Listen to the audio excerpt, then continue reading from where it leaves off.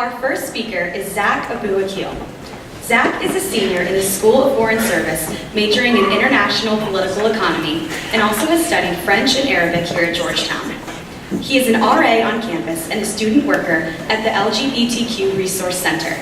He has led the Escape First Year Retreat program and multiple alternative spring break programs, as well as the first year orientation to community involvement, also known as FOCI. He has also been involved with the Muslim Students Association throughout his time here. After graduation, Zack will be moving to New York City to work in data analytics. Please welcome Zack Abu-Akeel.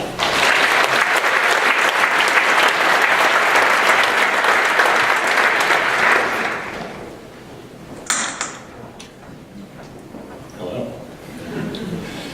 4 years ago, I was so sure I wanted to come to Georgetown that I didn't even come to a gap weekend. I had other college options, sure, but for me at the time, nothing could have matched the chance to study at the School of Foreign Service here in DC, which would take me far from Michigan suburbia and closer to fulfilling my academic dreams as a self-described international relations nerd. I think back to my priorities then and who I was as a person, and I laugh.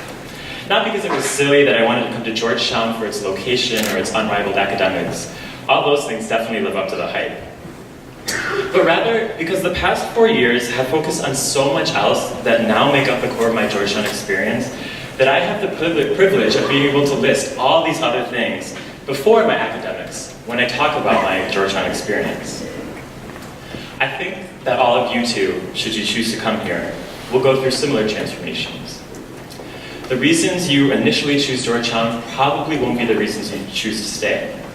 And that's because you still have so much to learn about this campus, its history, and the people that you could be spending the next 4 years here with. For me, the reason I chose to stay at Georgetown, and the thing that will allow me to call this place home for the rest of my life, is the set of lessons that Georgetown taught me about community. Now, I don't want to lose you here, because 4 years ago, I would have immediately zoned out at hearing the talk of the word community as a theme. What does it even mean, anyway? I have this theory that our generation is experiencing a low point when it comes to identifying what community means. Not because we don't care about it, but rather, just like almost everything else we're inheriting in this world, we're questioning and rethinking what we've been told. Whether that's with the idea of a racial or a religious or a national or even a campus community, we're not buying the old definitions. This process of questioning began for me here at Georgetown almost as soon as I stepped onto campus, at first with my religious community. Before Georgetown, I was never really in religion for the people. I heard others talk about how their mosque or temple or church or synagogue back home was a huge support structure for them, and never really could relate. This changed, however, on the first day of new student orientation freshman year, when my dad essentially dragged me to the annual Muslim welcome brunch in McShane Large on campus.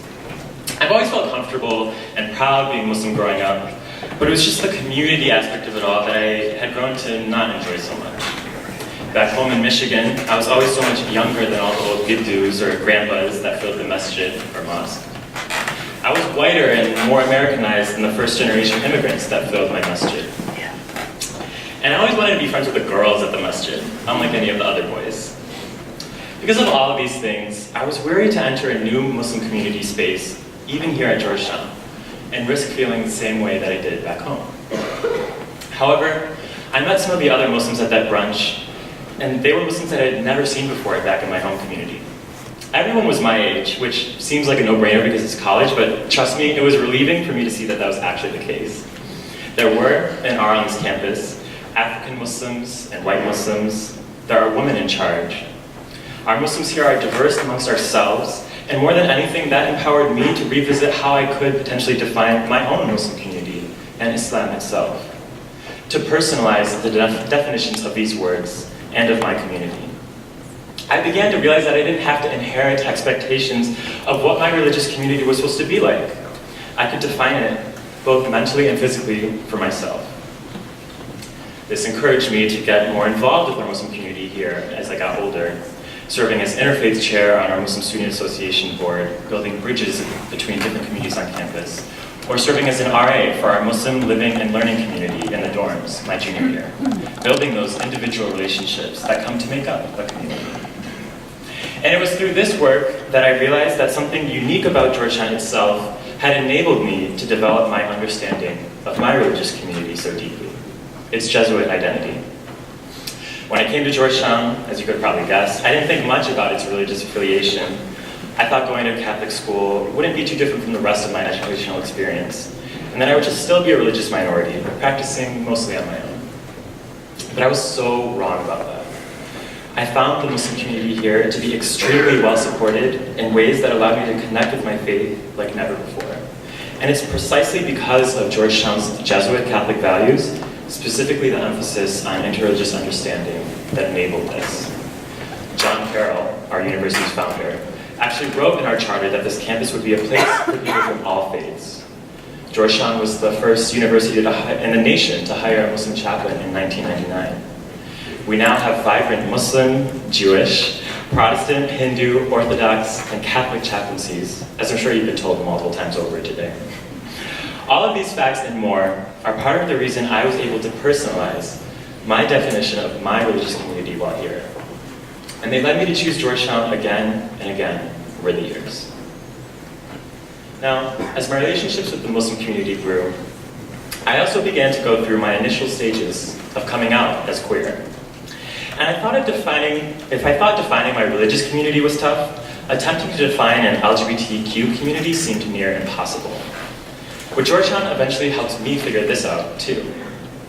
At the beginning of my junior year here, I was able to start working at the LGBTQ Center here on campus, and was set to work archiving over 30 years of LGBTQ history that happened right here at Georgetown. I'll admit that I've always been passionate about history, and so it was through this work of reviewing and documenting the struggles of our ancestors on our very campus that I began to understand the true value and meaning of an LGBTQ community. I was able to make their history my own history, and doing so gave me some weight to put behind the words LGBTQ community whenever I said them. So let me tell you a bit about this history.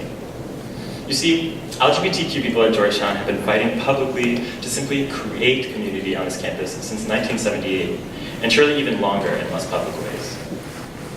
The students fought in court for just under 10 years throughout the 80s for a right to establish a gay and lesbian student group, a predecessor to what you may have seen as GU Pride today.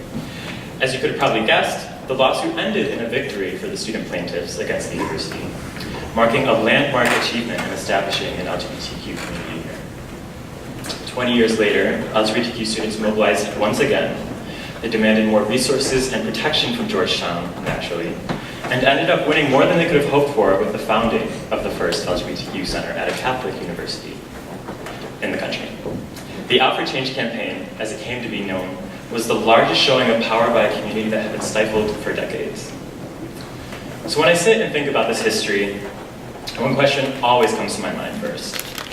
Queer people at Georgetown and across this country have been denied a community and a history that comes with a community and a history that comes along with it for decades. So how can I take all that I have today for granted? Pretend it doesn't exist and not be proud of the work my ancestors did to ensure that I could stand up here in front of you as a proud Georgetown student, as a first-year retreat leader, as an RA, as a Muslim, and as all the other things I am, and an openly queer person. The history of my queer community at Georgetown taught me that it has a purpose, that I have a duty even to sustain this community while here so that we can continue to question norms and promote principles of justice just as we have done on this campus throughout time. Community, I realized, became a mode of learning. Through a history that is lived out daily on this campus, I was taught lessons of committing to seeking justice for God and for our fellow community members, lessons of self-discernment, lessons of authenticity and radical love, by both my LGBTQ community and my Muslim community here.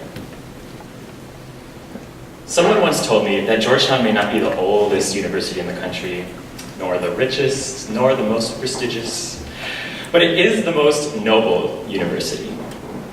I'll leave you to eventually evaluate that claim on your own during your time here. But one thing that I can say for certainty is that the Georgetown community that I have seen has fought for some noble goals throughout history.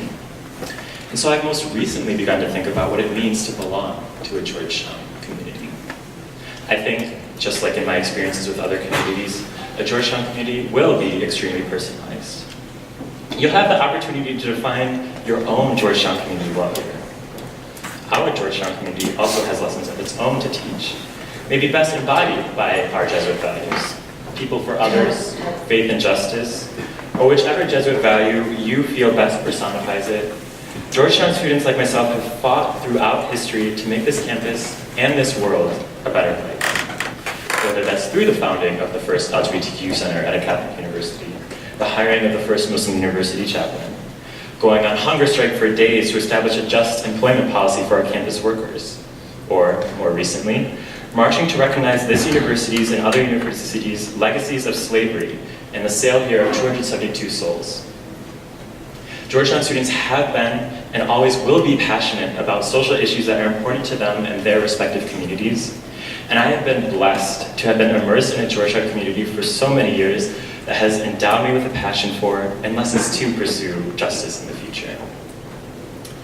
Finding community and the strength to define it for myself and discover what it means for me has defined my experience throughout Georgetown.